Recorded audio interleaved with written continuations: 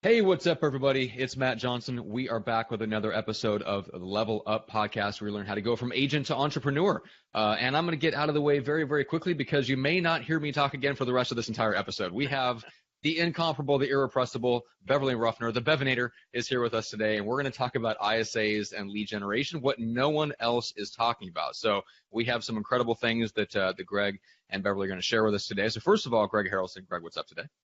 Hey, oh man, I'm excited. I tell you, I think I'm gonna have to take my jacket off at some point because after talking with Beverly just for the last couple of minutes, I'm already working up a sweat. I feel like, yeah, we're getting ready to go, her and I are getting ready to not compete against each other, but be on the same team and go compete against the world in some sport. Like I'm just I getting will see jacked you up. taking I will see you taking off the jacket, and I will raise you in '80s Don Johnson. I'm rolling up the sleeves on my blazer. There you go, man. So first of all, Beverly, welcome to the show officially. Thank you. I'm glad Yeah, to be we're here. so excited to have you. So I've been looking forward to this episode ever since you agreed to come on, and because I knew it was just going to be a lot of fun. What I didn't expect is that we would have such amazing things to talk about, because I knew we were going to talk about lead generation, conversion, and database, because that's what you do. But there's some interesting things that came out in pre-show that I'm excited for you guys to share. But before we do, give people just a quick indication of what you do, just in case they've been hiding under a rock and don't know who you are. For sure. So what do I do? Oh my goodness, what don't I do? I defunk everybody's databases. I guess the easiest way to say it is when we have a client, it's like going to the grocery store with a grocery list with empty shelves, and you have to go back into the stock room in unmarked boxes to complete your shopping list. So literally we go into our clients' databases and organize them, and we build the aisles and we put their leads on the shelf so that they know exactly where to go whenever they walk into their database to go right to the person that has the biggest opportunity to convert at that time. Gotcha.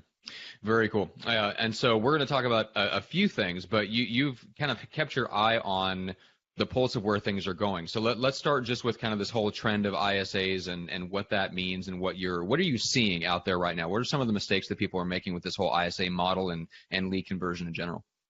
Setting it up for failure. And Greg and I were talking about this pre-show. It's, so much has changed through the years with technology that if we're not adapting and changing with the times and the way the leads are being generated and coming in and understanding the types of conversations that we have to have with these people, you're never going to convert, because they're always going to be Googling. They're always going to be going online. They're always going to be going to the next dashboard, which is your competition. So the biggest part of what we play in is find out where they are in the process and keep them. You don't want them to go back to Google. You don't want them to go back to Zillow. You've got to give them a reason to stay within your own dashboard. If you don't have the right conversations and, peel away the layers of the onion and find out why they're online today, but they're not buying for 2 years, don't get pissed off at them. Figure out why, and have not be attached to the outcome of the appointment, but to fall in love with the process of the conversation. Yeah. Yeah. One thing that as you explain that and talk through that, I'm thinking about, I often use references of the medical field, like doctors. Okay. And I just wrote down on my piece of paper, and it just came out just as you were talking. The doctor is the agent and the nurse is the ISA. Yes. The ISA, nurse practitioners. Do you really? Interesting. Yes. Wow. So Cool. the nurse, their job is they're information gatherers. Take the And vitals. then as they're gatherers of information, then they're able to better direct the doctor as to the information that he needs to give, meaning he's an information giver and the nurse is an information gatherer. And everyone's probably seen a doctor and experienced going to a doctor's office. You can see how it really works, right? The nurse has a function that she performs. She gathers that information, she preps the doctor so the doctor knows ahead of time which direction he needs to drive this conversation into and what they need to prescribe. That's kind of what I'm hearing as you're sharing that process. And people identify with that, Greg. They understand. So whenever you're calling and they're like, well, what about this house? And say, you know what? I don't know.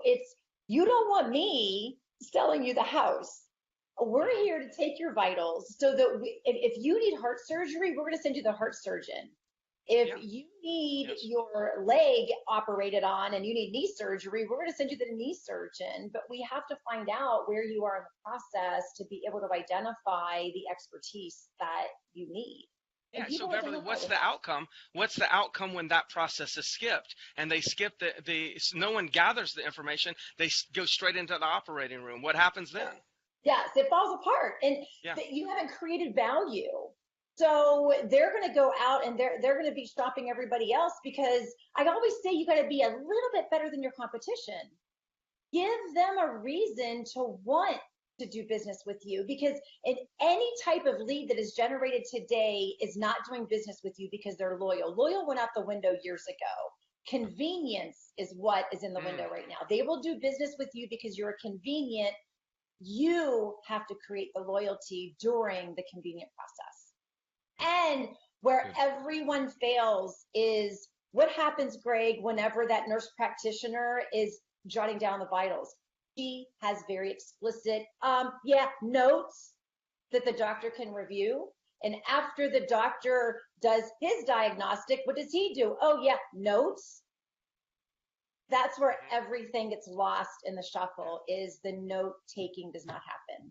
Yeah. So the nurse takes the notes, puts it on a chart, clipboard, hangs it to the back of the door.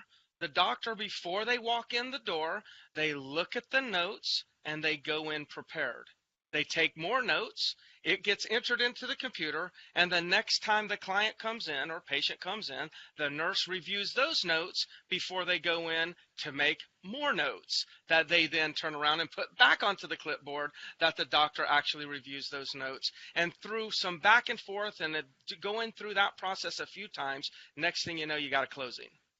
Yes, because then the prescription is, make sure they're getting the emails. Make sure they're staying within your dashboard. Make sure that you're following up with them if they're not opening emails. They may not need surgery today, but you know what? A year from now, they may need surgery. So I don't think a doctor is going to. That's what I was hoping we would get to, because that's really the key. That's the thing that's changed. But we talked about this in pre-show, Bev. That's the biggest change you've seen in the last 10 years, is that shift. I want you to go a little bit deeper on that. Oh, that shift of how long it takes? Yes, so, just when people are finding us in the process. Sure, but when you think about the person that is making a decision to make a move, in my mind, I don't think anything has changed with people's time frame from the time that they think about it to the time that they actually move. That hasn't changed.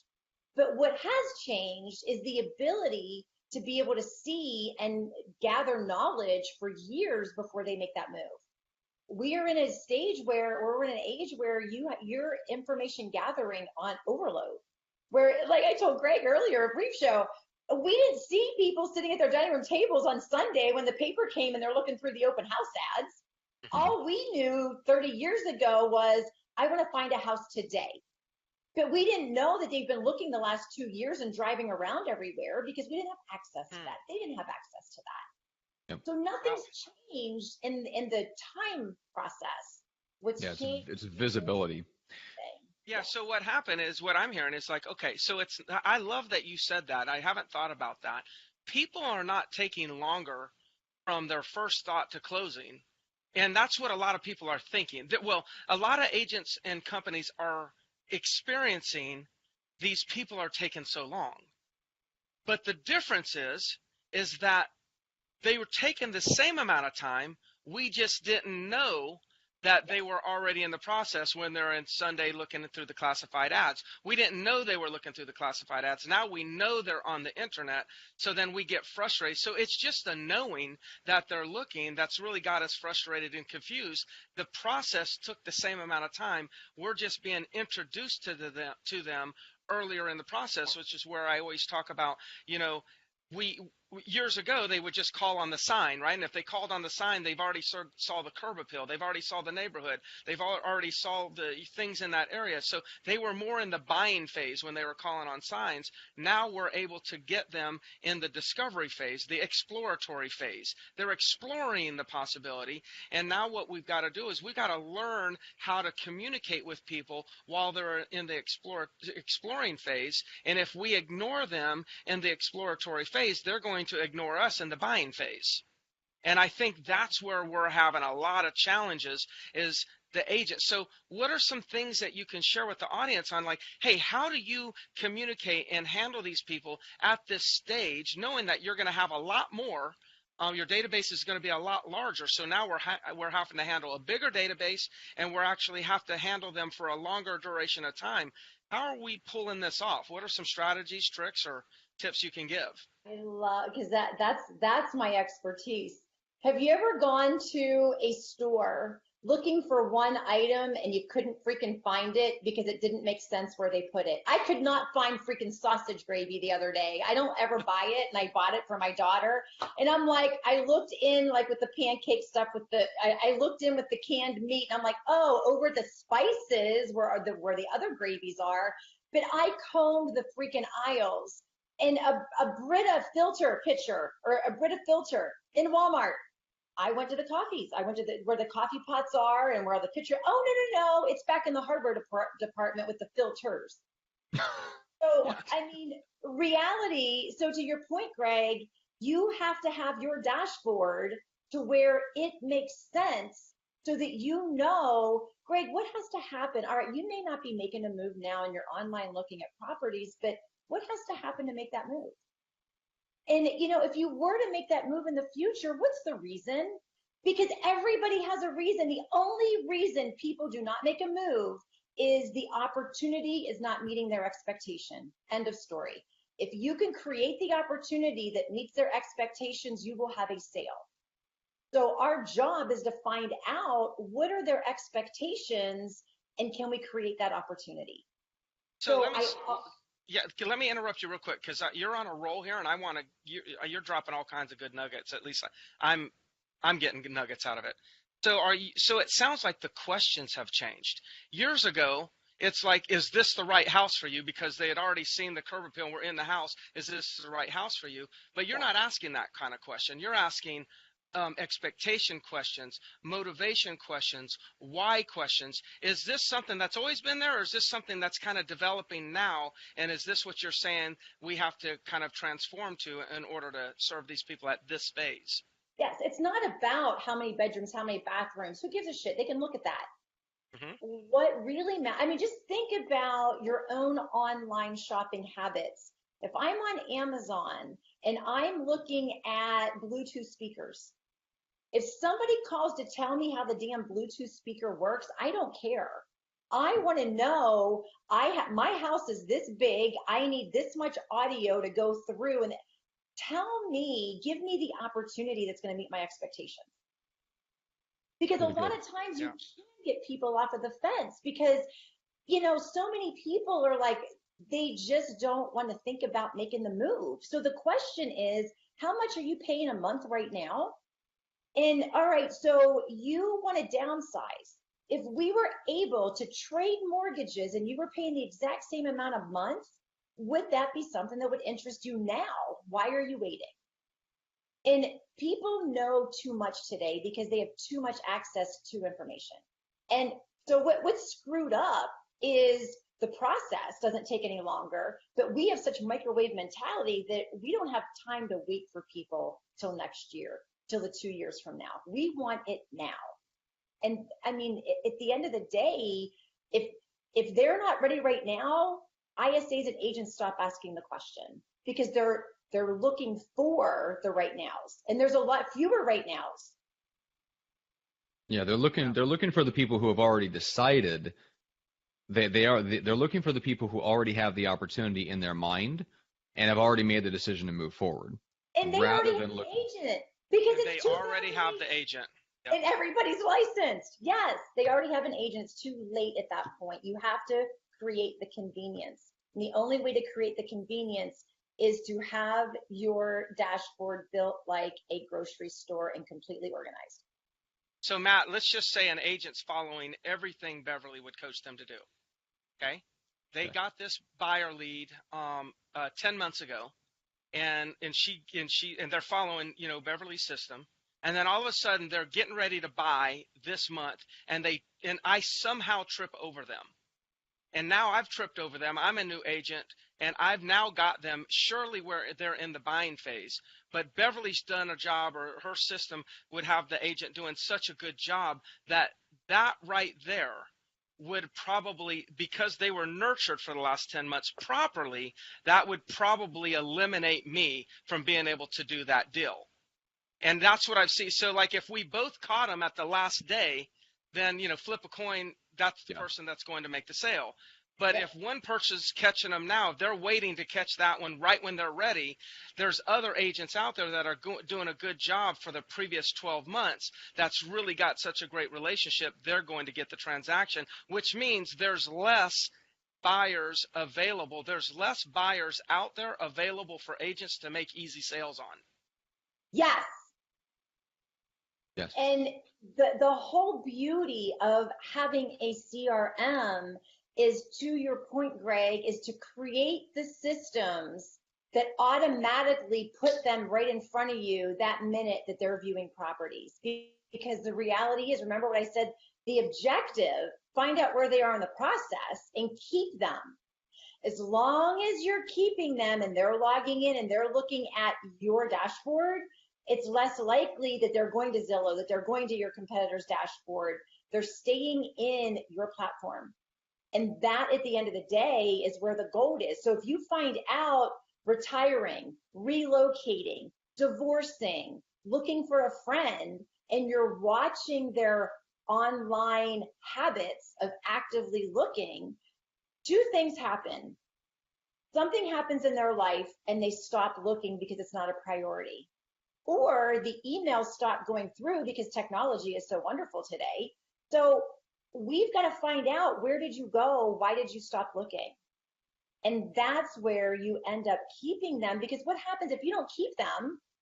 3 months go by, 6 months go by, and they drop into Zillow. We all know the anatomy of a lead, Zillow, Truly, or Realtor.com. Those are the more right now. Google leads, PPC leads. They're a longer term lead that we've got to keep and service and make convenient. So because if you're not offering an IDX, if you're not offering an IDX, you might as well stop generating leads, because the right nows, like you said, are becoming fewer and fewer. So I can see the audience probably saying, okay, Beverly, slow it down. Like, okay, give me a little bit of a how. Okay, so you just threw out an IDX, okay, which, some people will know what that is, and a vast amount probably won't, but of course we do. So what are a few tools, the technologies that you recommend, types of CRMs, or what are a few things that they need to be doing to make sure that they're communicating on the long run and adding value? What's the how in that? What's a few tips on that? It's really monitoring their activity. And I'm going to go back to, it was my own story. I lived in Virginia. My real estate company's in Virginia, my kids, my house. But yet I worked for a real estate technology company in Atlanta that I was there every month. And I thought that'd be kind of cool to have a condo or have a townhouse, but it wasn't a priority. So I was driving around every time I was in Atlanta, and I was looking because it was like a new thought. It's like, ooh, it'd be cool to own something in Atlanta. But then I'm like, the more I started looking, the less of a priority it became, because I didn't like what I was looking at. So I stopped logging in. I was the one that was always in. And then I became inactive for 3-4 months. But then a friend says, Bev, you've got to check out this one area. I was that one that jumped back online, and I looked at that property 500 times. And if you have the proper CRM, that you are able to filter leads that become active after being dormant. Hello, if it's right in your face that morning, you have a higher chance of converting that person, because you're now convenient, because they started looking for some reason after being dormant.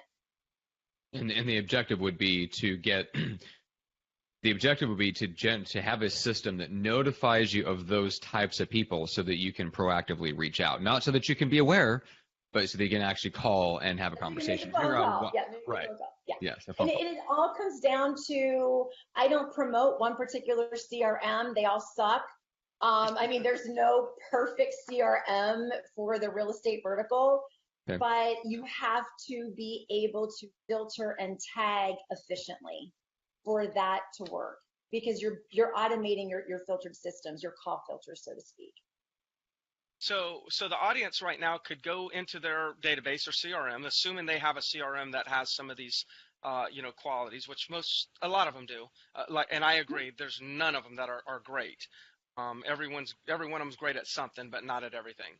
Yep. So one tip they could take away is go in and see who's inactive. And inactive in the last 6 months, 90 days, what would be the first start? If somebody was just going to go in and take this one thing, what should their parameters be? Who registered 15 or more days ago, but yet are actively looking in the last 30 days? If you have not tried to call them within the last 7 days, that is your golden nugget. I promise you will get a conversion out of that call filter. Okay. They registered within the last 15 days. Is that right? Over 15 days. Over So 50, outside of 15 days, and then what was the other thing? They've been actively looking at properties the last 30 days. Got it. I have platforms that have leads that are 1,200 days old, 1,800 days old, and they've never been called. Or the last phone call was 560 days ago, and they're actively looking and you never spoke with them. Shame on you. So what are people going to do with all these leads they have in their database? Because everyone's got, I don't think we have a lead issue right now, right? We've got plenty of leads. Exactly. So, yeah. Yes. So how do people bring some life back to the segment of their database that people are saying, oh, these are dead. These are no good. This is blank. Now, I would love to have like everyone's database that qualify. If they describe it like that, then give it to me. But what are some tips that you would do for those people that are out there saying, gosh, I've got all these leads, but none of them are going to do anything? What's something they can do to kind of rekindle that relationship, or at least get them active? Is there any strategies to turn people from non-active to active that you could share? Send them what they originally came in and looked at. Everybody's like, oh, Bev's anti-campaign. And I'm like, no, I'm anti-sending steak to a vegetarian is what I am. Yes. Because if you've never spoke to them, how do you know what they need, what they want? They don't care who you are, what company you're with, how many stars you've got, how many closings you had. They just want to see homes. So your inactive leads, send them properties that would be of interest to them. Break them down by price point, break them down by location. So if you have somebody looking in, I'm just going to say Alpharetta in Georgia, and they're looking in the $400,000 price range, we'll pull everybody that is Alpharetta, pull everybody that's in a 350 to 450, 500 price range, send a property out. Mass send it. If they click on the link and they open and go into that listing, they're now active. That's how you take your lesser priority leads and prioritize them, because if you get them to look at something, they looked for a reason. They're a little bit closer in the process to the person that never looked. That's great stuff. So I like setting up my dashboards like Vegas. I like to be able to walk into a casino. I don't gamble, but this is the best example. You walk into a casino and you're looking at the slot machines. Well, which slot machine are you naturally going to want to play? The one that nobody has played all day, that you've never seen a butt in the seat, or the one that somebody sat there the last 2 hours and never hit? I want the one that somebody sat the last 2 hours and never hit with the jackpot at the top, right? I want to be able to walk into a dashboard, call 5 to 10 leads, and have a conversion. And you can set your platforms up like that. Is this because you feel like they've been ignored and they haven't been serviced? So the first person that shares the first person that gives them a little bit of love, they're gonna be like, oh, finally, somebody's actually, going to help me out here. Yeah. So that's what everybody says. They're like, well, these people, they don't answer their phone. And I'm like, well, do you answer your phone? You Right. see a number come up on your phone that you don't know. Do you answer it? No. Well, hello, but you're pissed off at the lead because they didn't answer the phone. Come on now. They didn't text me back. Okay. Well, when was it? Okay. So somebody that was majorly important in your life sent you a text message. It pops up on your screen while we're on while we're on this, and we mentally respond to it. And then at the end of the day, I'm like, oh my God, my daughter sent me a text. I didn't even check it back in with her. We do it to people that are a priority, but agents are going to get pissed off at leads because they don't respond to a text. Consistency always wins the game. You can win on speed, absolutely 100%. But when you don't win on speed, the consistency has to follow, and that's what increases the conversion. Because then you have both speed and consistency. So over the years, it was like you got to return calls. We're talking about speed. You got to return calls within an hour, and then it went to 30 minutes, then it went to 15 minutes, then it went to 10 minutes, then it went to 5 minutes. Now we're pretty much, I think most people are saying it must be real time. For some reason, not a lot of people are saying it, but I think we all know it almost needs to be in real time. So the progression went from, let's just say an hour all the way to like immediate. Is this like, does it stop there? Or what is this going to look like in 2 years from now? How does this shift? What's the next shift? In other words, what's the next shift? Like, what is the next shift? And now we're getting into speculative conversation. But I just have this feeling that it's not over. That not only is the agents not adapting now. What's that? We have the same habits that an internet lead does.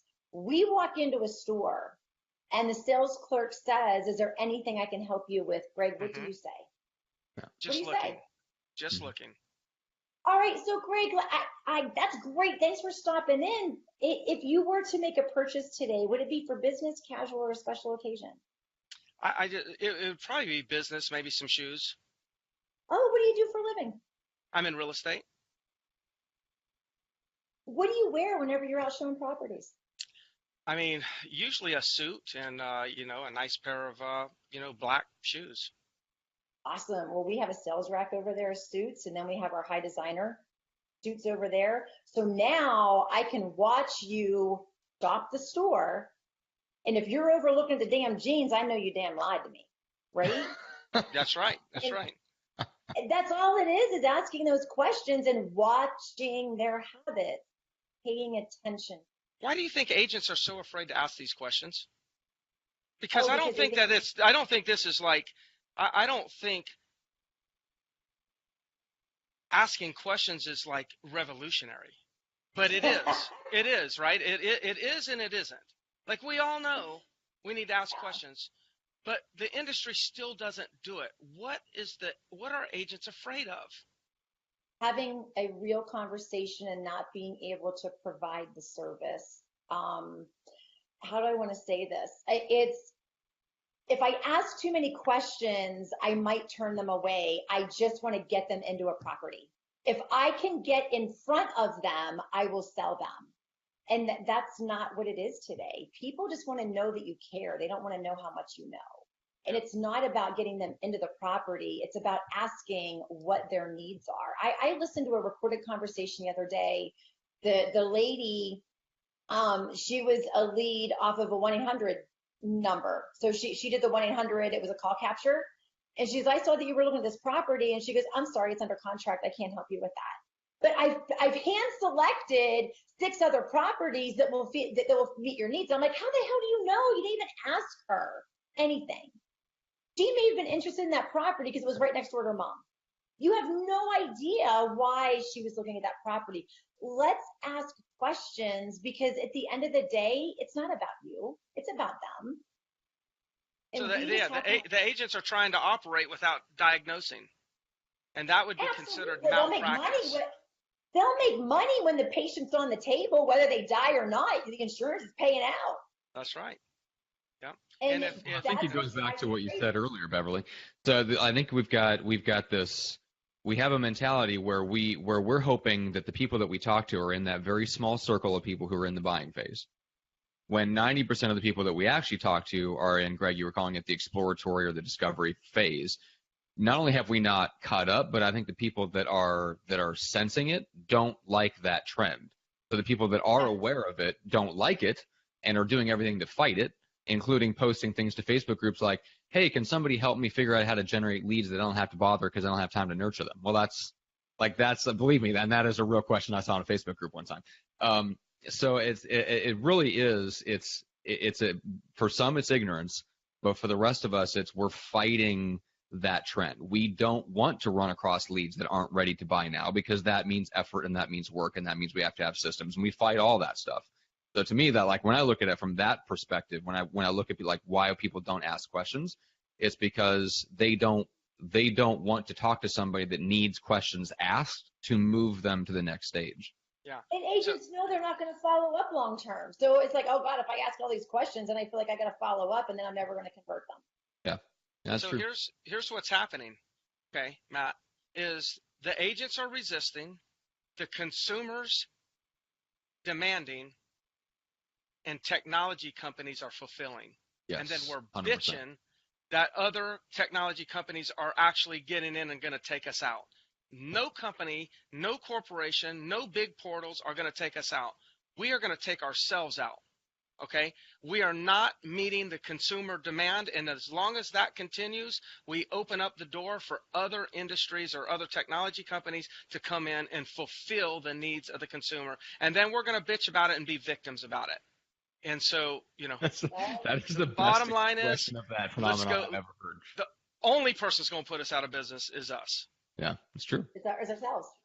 Yeah, we have to be mindful of being convenient for the other person, not for us. Because a lot of times, agents are like, well, I can't make phone calls at that time. Okay, well, great. We wake up in the real estate industry unemployed every day. And we have to figure out where we're going to get employment from. Basically, we need people to hire us to sell them a house. Well, I'm sorry, if it's not a convenient time for you, but you want it to be a convenient time for them when it's convenient for you, that's oxymoronic. You have to inconvenience yourself. Entrepreneurs, they don't just do it just to do it. They inconvenience themselves to get to where they're going. And if you're always going to be convenient minded yourself, you're not going to be convenient for the leads. Yeah. So I wrote down the new law of loyalty. It's not what's convenient for us, it's what's convenient for them. Yes. And that in itself is where we establish that relationship, if we want to bring loyalty into it or not. But that's where we establish relationship. It really comes back to, we've got to make it convenient for them. And then we as agents are going to have to learn how to adapt under those new circumstances. Do what you say you're going to do, damn it. Because it's so sad. And I know both of you can identify with this. Great customer service is now average, right? You have average customer service, like, oh my God, they were amazing. Because customer service today sucks. Nobody follows up and follows through. If you are just a little bit better than your competition, it doesn't take much. It's just 2 phone calls instead of 1, right? Yeah. Just be a little bit better than your competition, you will win. You're not going to win every one. People are like, oh, I don't know if they convert it. I'm like, you got 20,000 leads in your dashboard. You want to close every one of them? You wouldn't be able to function. That's true. So let me throw this out. So speaking of being convenient to the leads and bringing it back to the whole ISA model, so this is why I see kind of the long-term trend being in favor of teams, is that the exact kind of analogy you drew, Beverly, of the doctor and the nurse practitioner, because it takes, just like it takes a division of those 2 roles to effectively diagnose and treat in the physical sense. I think the same thing is becoming more necessary in professional services. So they expect you to be available on the sales end, but then you as a practitioner, you have to be very focused, and you have to be, like, you do have to structure things to be convenient for you in order to deliver amazing service on the client side, and to be able to run a successful business that makes more than, subsistence level. So I think that's why we're seeing so much of that splitting of the 2 roles of the servicing and the initial, like, negotiation, sales meetings and stuff like that, versus the customer service end of being available and convenient during that discovery phase for the prospect. So, I mean, that's just going back to the ISAs. So for the people that are kind of jumping into that, what are some things that they can do? What are some, maybe the first steps or the things that they can do to be successful, to have that other role, that nurse practitioner role, and actually do it, have someone on their team that does it effectively? Lead management. Do you know how many overdue tasks the average agent has because they task everything because they don't want to forget anything, and then they don't know who their priorities are? So lead management is so profound. So when we're in dialing for our clients, once a week, we meet with our clients and we go over every opportunity that we've created and make sure they follow up and follow through. So we just had a training this morning, and there was 8 opportunities in there, and 5 of them were overdue tasks that were due the first week of May. And they are in a vacation destination area. They're in Hilton Head. So 3 of these tasks were they're coming into town the 1st of June, follow up in May to get their trip scheduled. And I'm like, yep, it's the 23rd. You may have well missed that boat. Because people want to be prepared. And if you're not managing your leads and paying attention to your highest priorities and making sure they're taken care of when they're supposed to be taken care of, you're never going to see an increase in your conversion. So yes, you have the ISA that is making those initial phone calls, but where we see the struggle is always we hand over the opportunity, then the agent never follows through. So the owners are coming back on us going, why don't I have any more closings? Well, let's go back and look at what your agent has done. We've had the 5-minute conversation. We teed it up. We created the value to the follow through. That is where all the meat is left on the bone. Gotcha. Interesting. Greg, what say you? No, I get it. Yeah. I think that's, we're really touching on a major dysfunction in our industry right now. And the few people that are going to take, podcasts like this seriously and really start to study how they can improve their systems are going to really win big. Yeah. Because this is like, it couldn't be, the industry's just teeing it up for us to be so successful, but we're still holding on to wanting to do it the way we did it 3 years ago. We just got to forget all that and get current with what the consumer wants right now. And the first to serve is going to win the game. And I just don't see a lot of, there's not a lot of good examples of people that are really winning. There's a lot of good chatter and a lot of good talk. I mean, you see it on Facebook all the time. I swear, people sold 5,000 properties, I think, in the last month. You'll see all these bogus statements that are being made. And the reality is they can't back it up. And with great communication, great systems, and great service. And it's simple. We know how to win. Now, who's going to get into action? Exactly. There's no mystery. And there's not. And when you have a working database, I always refer to it like McDonald's. Why did McDonald's grow by the masses, and every Big Mac, no matter what city, state, or country, is the exact same Big Mac and the exact same French fries? Now, you may have French fries unsalted, and you've got a people problem because you're dependent on people to salt it. So when you have your dashboard and you have your lead built like a McDonald's and it's systematic and you're working it correctly, that is what's going to set you apart in the future from the competition. Because if you're just generating leads, by osmosis, you're going to convert something. But you're never going to be at a different level because people are just going to Google it again and end up in your competition's database. Yeah, true. All right. Well, good Lord, we covered a lot. Okay, so Beverly, how can people work? Because you mentioned that you guys you're making calls. You can actually tee up opportunities and all this stuff. So tell us a little, just briefly, how people learn more about that and how to connect with you. Oh, balancebusinessconsulting.com, or send me a private message. Facebook is the best way to catch me. And it's Beverly Balance BC is my Facebook page. Sure. Beverly Balance BC. Perfect. And then Greg, same for you. Yeah, I just want to say, I actually enjoyed a lot of Beverly your videos. For those that are out there, she does have some great content on YouTube and whatnot. So I recommend you continue down the path of learning more and more about what we're talking about today, because I really know that there's so much opportunity within the context of this conversation if someone will just get into execution mode. So just wanted to kind of say that one more time. And then Facebook Messenger is the best place to reach me. Also, just shoot me a message if you have any questions or anything, or if you want to share any ahas that you got or any tips on how I could improve on anything that I'm doing. Just Facebook Messenger is the way to go. And I will say, if you want to know where the water filters are or the sausage gravy or anything about Bluetooth speaker, then message Beverly. She's got that figured out. The next time I'm in Walmart, I'm gonna go, where are the Brita filters? I'm not Beverly. Yeah, I'm gonna act like I'm gonna just go look for the sausage gravy. That's right. All right, guys. And with that said, we'll wrap things up. Make sure to go to leveluppodcast.com, check out previous episodes. You can also subscribe on iTunes, Apple Podcasts, Stitcher, all the places, depending on what device you are using.